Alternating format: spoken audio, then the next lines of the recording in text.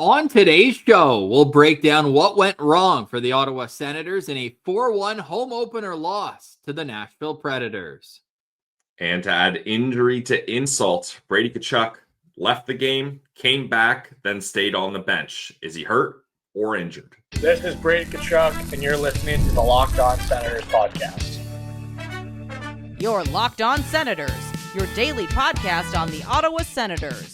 Part of the Locked On Podcast Network, your team every day.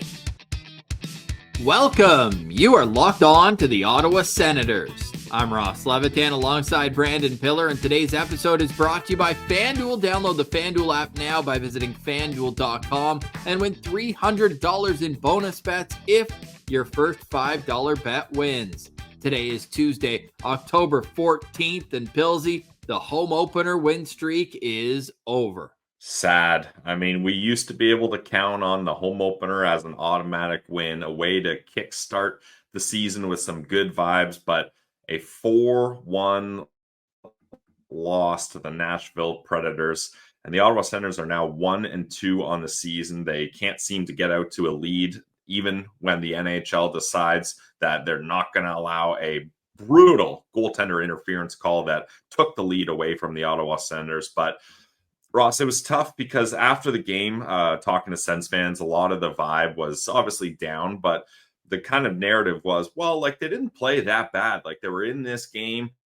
It really only got away from them late. And unfortunately, that's not good enough anymore. I think if that was a couple of years ago and you said, they were in this game, it wasn't that bad, that'd be an okay mindset to have. But this team has different expectations now. The standard is higher. And a team like the Nashville Predators, sure, they're a good team on paper, but that's a team you need to be able to beat, or at the very least, have a dominant performance against. And sure, they ran into a hot goalie in UC Saros. We can get into some of the highlight saves that he made, but you got to find a way to score more than one goal when you have a 6-on-5 goalie pulled situation late in the game, and then allow two empty netters by the Nashville Predators. Like, just a overall deflating performance for what could have been a great day. Yeah, and the goal they even needed more than that. It was 6-on-4. They had the power play and the goalie pulled to get that Ridley Gregg goal across the line right off his skate and in. No kicking motion there. And they did find a way to score twice, Pilsy, but that goaltender interference penalty, not penalty, but it penalized them without the goal counting, really did feel like it swung the momentum. But where I want to go with this is, how do you, on one hand, show the frustration, which is an extremely normal emotion when something like that happens, and the penalties didn't seem to go Ottawa's way, even though the power plays were 6-5 at the end of this game. But then the other side of that is trucking on when things don't go your way. And it starts with the head coach. Travis Green talked to the officials probably more than he talked to the players throughout the game. And you could see that feeling resonated through the entire bench. Players were chirping the linesmen, chirping the refs every time. Like there was one play, Shabbat got dumped in the corner. Yeah. He stays on the ground and looks at the ref. Like, get up, let's go, get back in the play. We got to move. Like, it just felt like they were more focused on the refs. And but woe is me. We can't be going up against you and the other team. Battle through it. Let's go. Let's see some resilience. Let's see some determination.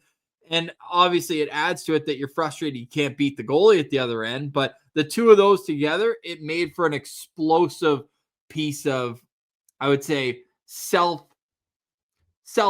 throughout that game.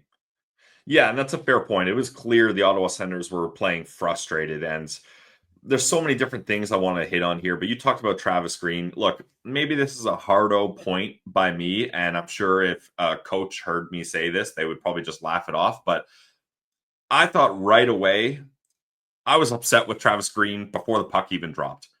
Home opener, your first chance to be the one that decides how the lines go. Do you know who started opening faceoff for the home opener, Ross? I know the defenseman was Clevin and Spence. Your bottom pair defensemen who have not played at all this season, sure, just 2 games, but your bottom pair defensemen who haven't played, Weird move right off the bat. And then let's get the energy going. Let's get things started with Dylan Cousins, Michael Amadio, and David Perron. What are we doing here? Like, I couldn't believe it when I saw that was the decision he made. And of course, Nashville is like, oh, this is an obvious choice. We're starting the game with our top line and our top D pair. And that's who Travis Green's like, all right, I've got the perfect chess move. I'm going to counter with this 5 guys. Like, I thought that was a ridiculous way to start the season or the home opener, but maybe I'm getting too upset about that. Well, I mean, they introduce everybody, so it's not like the fans could say, oh, we wanted to give a rousing ovation to the top guys as they start the game. I don't care about the ovation, Ross. This is about hockey. Yeah, I hear you, Put your best players on the ice to start the game. Hey, the players are going to decide who plays, right, Pilsy? The players are going to decide it. Man. If that was the case, Shane Pinto's line would have started the game too, because that would have made sense. He's got the hot hand. Start them, or start, I don't know, maybe your captain, your number 1 center, and the guy you're trying to get going, and Fabian Zetterlund. Maybe put your all-star offensive defenseman. I'm talking about Artem Zub, obviously, and shutdown guy Jake Sanderson. Maybe put those guys on the ice. I don't know. It just immediately I was upset at the way Travis Green decided to handle that. And then the Ottawa Senators couldn't clear the puck out of their zone to save their lives. Like, I don't know what was happening. Artem Zub had a couple times where it would have been an easy play to just get it off the board, ship it off the glass and out, and he tries to make a pass and it gets intercepted. Tyler Clevin, like you mentioned on the postcast, had a couple giveaways. It just, you could tell that they were playing frustrated and that they were trying to really force things. And then, like you said, when things didn't go their way, it was like hands in the air looking around like, why isn't this going our way? Instead of just keeping your head down and pushing forward here. But the refs made it difficult on the Ottawa Senators, and we don't talk about the refs on the show other than the review room in Toronto. I still can't watching that live was tough, Ross. They only showed the replay once on the Jumbotron because they knew it was going to be a disaster if they kept showing it. But now sleeping on it, waking up hungover and looking at that replay again, I was about to throw my laptop through Martian's beautiful office window here because I was so upset that was even considered to be looked at, let alone turned around. Like I mentioned, in our section, we were laughing when they decided to challenge it. We were rubbing our palms together, licking our lips like, wow, we're going to get a 1-0 lead and a power play. This couldn't be any better. And of course, when it takes half an hour to review something, that's never good. So just brutal. Need to get a time limit on reviews. And if it clicks, ding, ding, ding, whatever the call on the ice was, has to stand. Like there's got to be, I would say, 90-second review. The only way you can overturn anything is looking at it and being like, oh my God, that is so insanely obvious. We can't let this happen in the game of hockey, in the best hockey league in the world. We got to make sure we get this right. Let's overturn that quickly. Like if you have to sit there and look at all the angles and zoom in and call all the extra guys, what's the rule on this? Oh, what do we typically call? Then you're just wasting everyone's time. How many times do you think they watched the highlight in a 5.5-minute review? And like you've seen the Toronto, what do you call it? The replay, a war room, the control center, whatever. Yeah, the control center. Thank you. They've got a million different TVs with all the angles. Like I could have shown you, Ross. I was filming that on my iPhone. I could have passed that down to the refs and said, "Look, Timmy tapped his leg. He had time to reset, and Jake Sanderson scored. Let's not waste all these beautiful Sens fans' time here." Yeah, and it wasn't like he even stayed in the crease. Like it was a little tap, got out of the crease, and he was like way out of the crease by the time the puck went in the back of the net. He was celebrating below the goal line, like over to the side. Like he was gone away, and that means there's plenty of time for UC Saros to get set. Saros got his payback on Timmy though when it was 2-0. That glove save reach back, that's going to be on the highlight reel for weeks and months to come. Insane, especially because Timmy did the perfect thing by being patient and not shooting it right away. Because if he shoots it right away, Saros is already moving down there and he would have made the save. But Timmy has a little extra patience and then gets it. So for Saros to throw that arm down and get it, I mean, you got to tip your cap. Absolutely amazing. And then the other one, Ross, where, well, there's two other opportunities where I couldn't believe the Ottawa Senators couldn't cash in. Immediately after that terrible overturned goal, Claude Giroux breakaway. And if he scores there, yeah, place explodes. The place explodes, and the momentum is right back. But he's not able to get the goal there. And then the Jordan Spence, Brady Tkachuk makes an insanely high hockey IQ one-touch pass to Jordan Spence over on the far side. One-timer hits the post. Oh, my God, that was a tough one. Oh, so tough, man. It's a game of inches, and the Predators turn that into a track meet with the empty net, scoring twice more and making it a 4-1 win. On the other side, Brady Tkachuk left that game and did not finish it. How concerning is that, as the Senators have 3 more games this week, Wednesday, Thursday, and Saturday. We'll get into that. We'll wrap up today's show talking about the Belleville Sens. And Pillsy's got the Manitic internet going. We're going to fix that up for the second segment as well. You're listening to Locked On Senators, your team every day. Today's episode is brought to you by our friends over at FanDuel. The NFL and NHL season is here, and FanDuel is making sure you're ready for every kickoff and puck drop with a can't-miss offer. Right now, new customers can bet just $5, and if your bet wins, you'll get $300 in bonus bets to use across the app. I love FanDuel, Ross loves FanDuel, and you should too, because it fits however you like to bet. Player props, so many different options, building a same game parlay, or even jumping in live as the action unfolds if you've got a hunch how you think things are going to go. It makes every game more exciting, whether you're watching your favorite team or just keeping an eye on your fantasy players. It's quick, easy, and the best way to add a little more energy to all your favorite sporting events. So if you're ready to play, download the FanDuel app now by visiting FanDuel.com to get started. That's FanDuel.com to place your first $5 bet.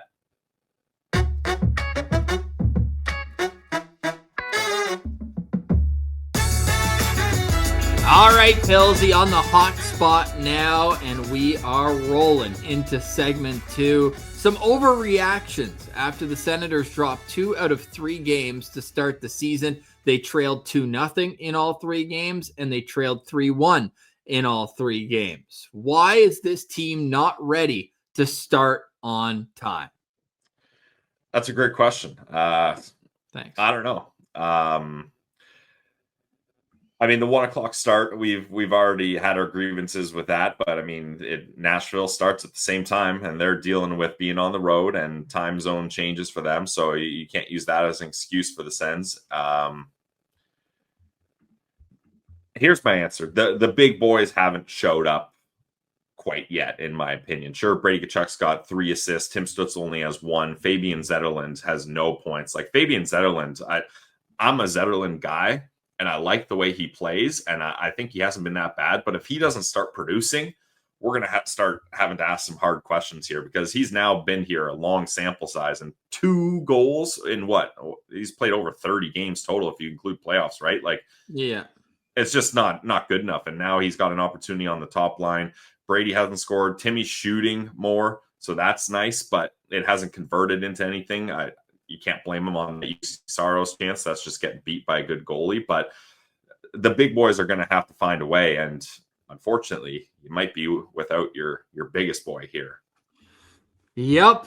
No update on Brady Tkachuk yet. It's just an optional skate for the Ottawa Senators today. Marilainen out there getting some extra work in, along with some of the bubble players on the team. I saw Ole Lexell was out there, Donovan Sabrango, Curtis McDermott, Nick Mattenpalo, Tyler Clevin, Nick Cousins, and Drake Batherson skating again today, as Batherson is looking to get back into the lineup for the first time this season. And Linus Ullmark is out there wearing player skates, gloves, and whipping the puck around.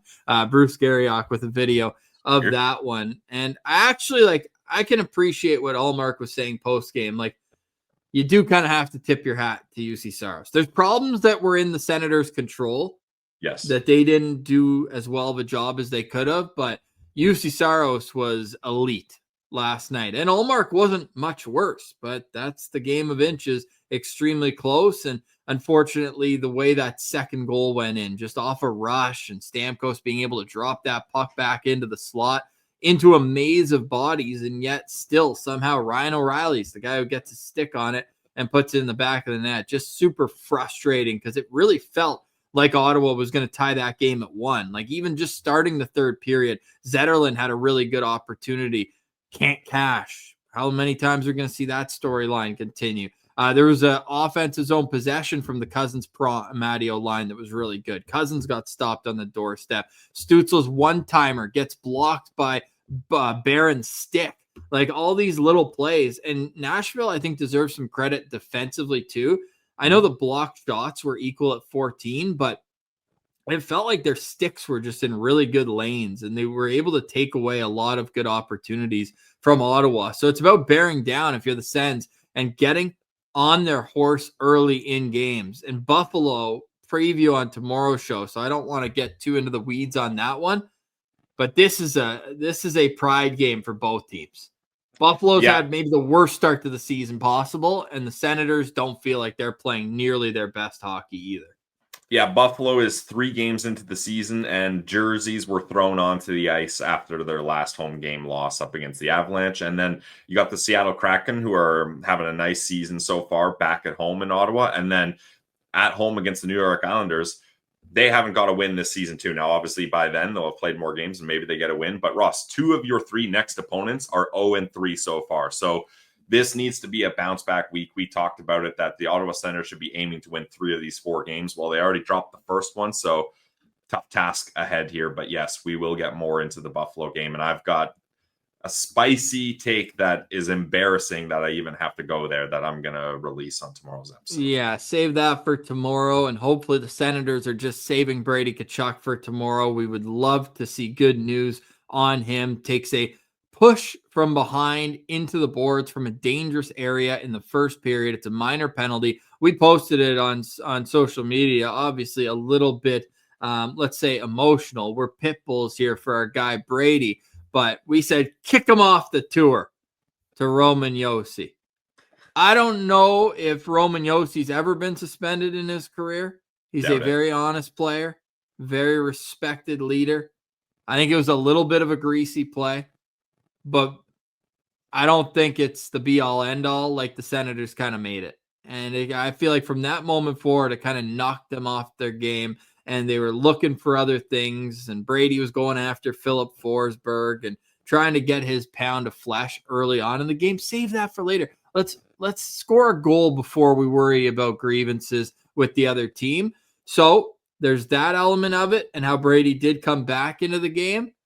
But then ultimately he sat on the bench for the third period, didn't play the second half of the period, and was unavailable when they were down a goal, and then ultimately down 2 goals and 3 goals to end the game. So how does Ottawa withstand if Brady Tkachuk can't go Wednesday, Thursday? Let's look short term first. Yeah, well, we've seen what this team looks like without Brady Tkachuk, and it's mixed results. I mean, he is their leader. It's really not good, Ross. I'll say that it's a wrist injury because Brady's a guy that shoots the puck a lot. He's battling in front for those rebounds. So, like, having a bum wrist is really going to affect his ability to have strength on those plays where he makes the most of them almost all the time. So that's not good. Claire Hanna asked Travis Green after the game, was keeping him out of the game precautionary? And Travis Green kind of thought about it, and he's like, no, I wouldn't say it's precautionary. That's not a good answer either, because I would have liked for Travis Green to be like, yep, just precautionary. We didn't want to push it. We'll see how things are. That, to me, translates in coach speak that this is likely, I don't want to say a serious injury, but this is not a day-to-day thing, in my opinion. Brandon Pillar, not a doctor, but I wouldn't be surprised if Brady Tkachuk doesn't play the rest of this week with this wrist injury. And another thing that maybe you didn't see on the broadcast, but being in the rink, you could see a little later, Brady Tkachuk was in the middle of where the benches meet, and he was talking to Roman Josi, and they were talking back and forth. I think Brady was just trying to be like, hey, that was a little bit of a greasy play. I'm pissed off about that, but I respect you as a player. And then Nashville had 2 guys join Roman Josi. I believe it was Ryan O'Reilly and maybe Stammer, but 2 guys joined Josi. So Brady's sitting there yapping with the leadership group of the Nashville Predators, and nobody, like, I'm not saying people need to come in and start chirping or be physical, but it was a bad visual in my opinion. And again, maybe this is something that's a nothing burger that people that are actually involved in the game would be like, this podcaster's talking about things that don't matter. But for me, it was a bad visual seeing Brady just standing there while the rest of Yossi's teammates come and back him up. It would have been nice to have a couple of guys join Brady and be like, hey, we got your back too. So I didn't love to see that either. Yeah, it's something we're going to be watching for throughout the rest of the week. How's this team going to stick together and stand up for one another? Because we heard the talk all training camp that it's a tight group. They've got each other's backs. They're going to be there for each other. It was a lot of, hey, let's build on last season. But now you're knee deep in this one, and it's time to win some games. There was a great comeback against Tampa, but the Ottawa Senators have led for a total of 1 minute so far this season. They played with the lead. Gave up. They almost squandered that lead. Yeah. So there you go. That's a goal for Wednesday. Play with the lead against the Buffalo Sabres. It would be a shame if Brady's out of the lineup right when Drake Batherson gets back. I just want to see this forward core in its entirety. So Drake Batherson did say the other day he expects to be in the lineup Wednesday when the Sens take on Buffalo. When we find out, we'll let you know over on Twitter at Sens Central. You can follow the show there. You can subscribe everywhere you get your podcast. We are free and available on YouTube as well. Just hit 12,000 subscribers on YouTube. Appreciate everybody for being a friend and telling a friend about LOSP. On the other side, we will get into a couple positives from Monday's game and the tough start for the Belleville Senators. You're listening to Locked On Senators, your team every day. Today's episode is also brought to you by our friends over at Monarch Money. Most people can't name all their financial accounts or even what they're worth, whether it's 401ks, properties, or investments. And when you don't have the full picture, you can end up leaving money on the table. Don't do that. That's why there's Monarch Money. It's an all-in-one personal finance tool that brings your entire financial life together in one clean, easy-to-use interface on your laptop or on your phone. Monarch is built for people with busy lives. We're all busy these days. If you've been putting off organizing your finances, let Monarch do the heavy lifting for you. You can link all your accounts in minutes, see clear data visuals, get smart categorization of your spending, and finally feel in control of your money without ever having to touch a spreadsheet. Maximize your investments, increase your savings rates, and easily review your finances with your partner or your financial advisor, keeping a clear view of your financial health. So in this economy, guys, don't let financial opportunities slip through the cracks. Use code LOCKEDONNHL at monarchmoney.com in your browser for half off your first year. That's 50% off your first year at monarchmoney.com with code LOCKEDONNHL.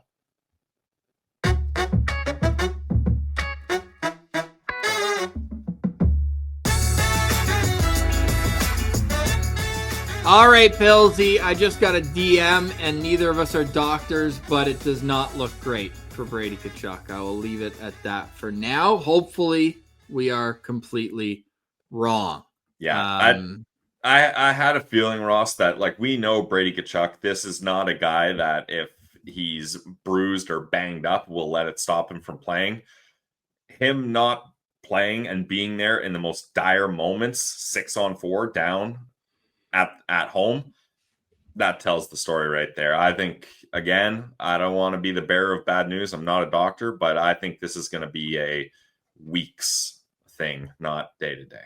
Yeah, so I would love to get your immediate reaction what the DM said, but I don't want to go out there and actually, you know what? I'll just put the disclaimer. We don't know anything, but Brady Tkachuk might be getting surgery on his wrist.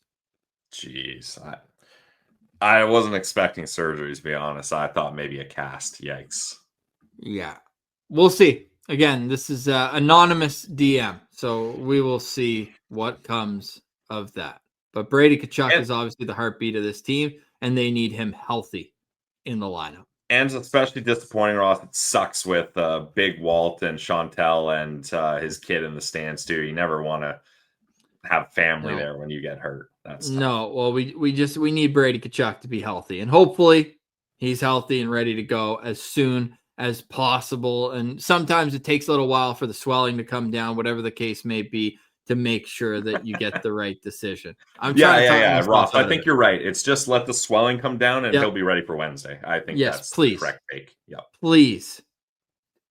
That's so sad, man. If he's out, Josh Norris is out. Maybe they can watch the game together at least. Oh, man, yeah. This could be very, very bad. I'm trying not to unravel here, Ross. I've already raised my voice a couple times in frustration, but we know the Ottawa Senators are not a team that starts well, and November is right around the corner, ladies and gentlemen. Maybe they're just getting November out of the way in October.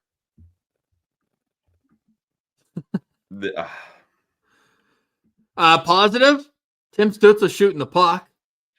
Yes, but I think now, Ross, we've come full circle, and now he's focused on shooting the puck too much. Because with all the shots, I'd love to see the shot attempts and missed shots. He had 5 shots blocked yesterday and 6 that hit the net. Hit 11 shot attempts. Yeah, but what can you see total missed shots for the season? 0 missed shots. No, that's not true. Oh, not for the season, for yesterday's game. Okay, I was like, I know for a fact that's not true. But what I will say is Timmy's missed shots are usually because he's trying to snipe top corner and they're barely missing the top. So he's trying to pick the tough spots, which is how you score goals. So I don't mind that. But now, yeah, I think we've come full circle. And it's like, okay, Timmy, our bad. We know you're going to shoot the puck now. But let's get a healthy mix of shooting and passing, because now it seems like he's kind of forcing it, which is kind of what we wanted again. So I don't want this to be a Timmy's damned if he does, damned if he doesn't situation. But either way, whatever the case, Ross, is he's not producing. He has 1 assist in 3 games.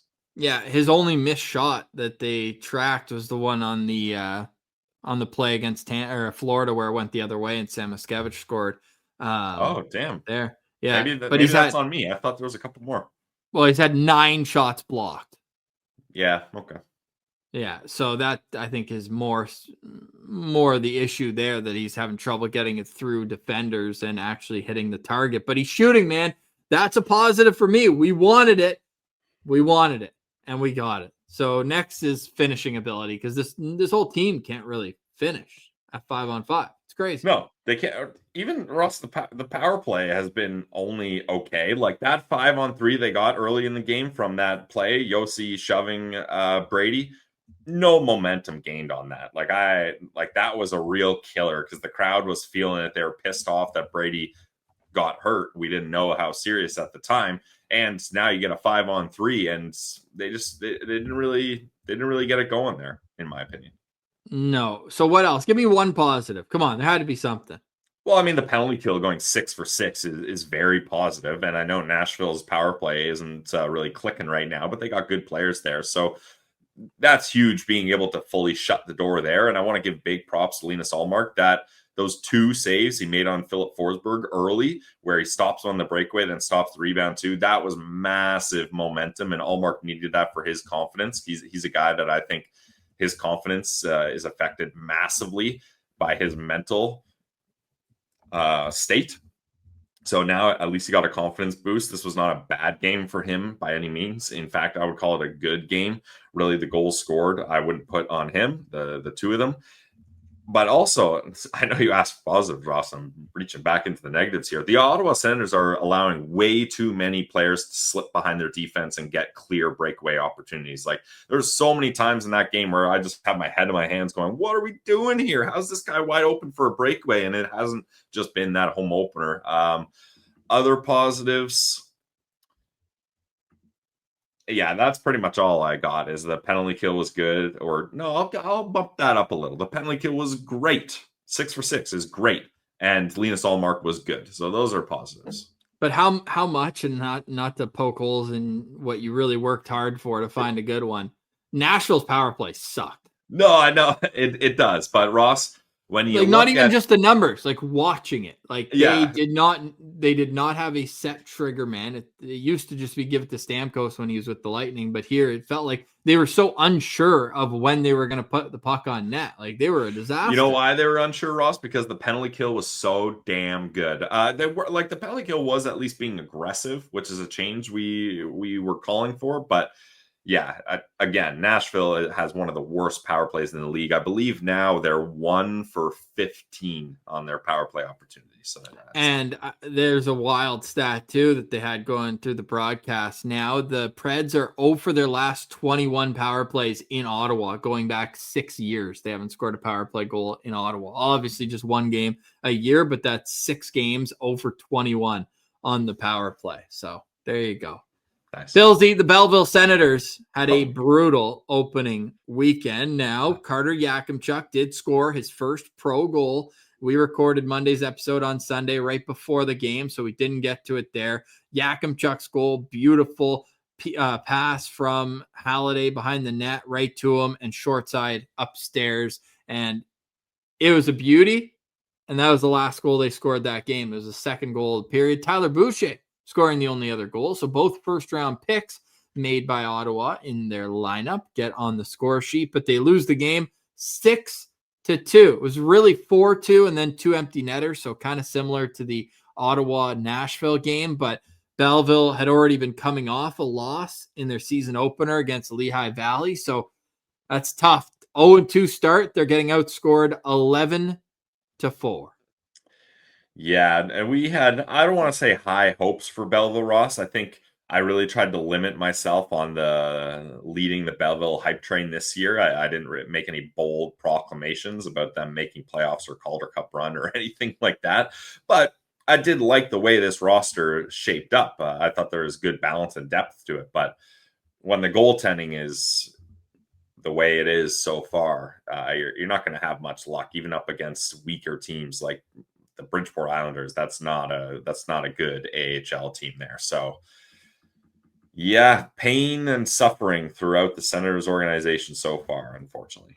But yeah, had a great game. 5 shots on goal, gets one past the goaltender there, and was only a -1, and it came with an empty net. So whatever. So there's a positive there. Jordan Donovan got in a great fight. You can watch that highlight on the YouTube. What was it? Punches in bunches from David Spud. Punches in bunches. Yeah, that's good. Punches in bunches.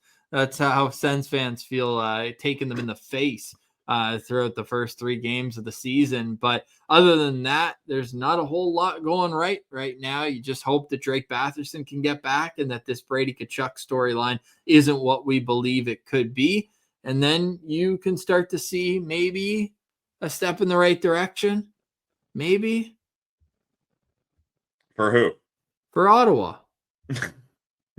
Yeah, Ross, I don't know if losing your captain to possibly a serious injury and coming off games where you're outscored 10-3, you can start seeing positives in the right direction. I'm not seeing it. Maybe I got to get some glasses here. Maybe here, Marston's got some glasses here, so maybe. Are they fake? If I try to get in here, no, I'm still not seeing any positives. But I believe these real? I mean, there's a frame in them. Like I can't poke myself in the eye. You can see the reflection, but it's not all fuzzy. I think these might be those blue light glasses. You know, Marston's on his computer trolling on Twitter all day long, so maybe his eyes get a little tired from that. But yeah. Oh my goodness. So final thoughts. We got your immediate reaction from being at the home opener, but paint the picture for us about how the day went yesterday. Yeah, so we got to the Glebe Central Pub pretty early, 10:45. Again, I'll try this. This will be the last time I say it. A 1:00 game on a Monday for a home opener, like someone's got to get fired for that. Like that's just inexcusable. It's too early to be doing that kind of thing. But they got to the GCP, got on the shuttle, got to the rink nice and early. Sue, everybody knows she's the bus driver that gets through traffic like no other. The weather was beautiful. That area out front of the arena was as busy as it was during the playoffs. It was a sellout game at the CTC. The disallowed goal really killed things. The Senators couldn't get things going. Vibes were down. Martian and I, we did our part. We got the new jerseys, the alternate jerseys, and we said, okay, we got to make some sort of change here. So we live during the game in the third period changed from our trusted jerseys, my Black Timmy, Martians, classic Lalim jersey. We changed. We thought that would help. Didn't help. We were starting to leave the building, Ross. We were doing a little bit of a beat the traffic. When they scored that 3-1 goal, we were out like most people. We didn't even see that fourth goal. Martian looks at his phone. He's like, oh my God, Pilsy. They scored another one as we're in the parking lot. And that was tough. Those new jerseys, though, they really do look incredible. Like I gotta hand it to the marketing team and the designer of them. They look incredible. They feel incredible. So they are not cheap. But if you're able to get your hands on one, I would recommend it. I can't wait to see mine up close and in person. You're going to see them twice this week. The Senators, per Ian Mendez's Monday musings, the Senators are going to wear them on the road on Wednesday in Buffalo, and then they're going to break them out at home for the first time on Thursday against Seattle. So get ready for some new look jerseys on the ice this week. Tomorrow we'll have a game day preview. And Pilsy, I know what he's going to say. And I think I might agree with him. We'll save that for tomorrow's show. For Brandon Pillar, I'm Ross Levitan. Thank you for liking, watching, listening, and engaging with the show. You can subscribe everywhere you get your podcast, free and available on YouTube. Oh, deep breath, Sens fans. This has been another edition of the Locked On Senators podcast, your team every day.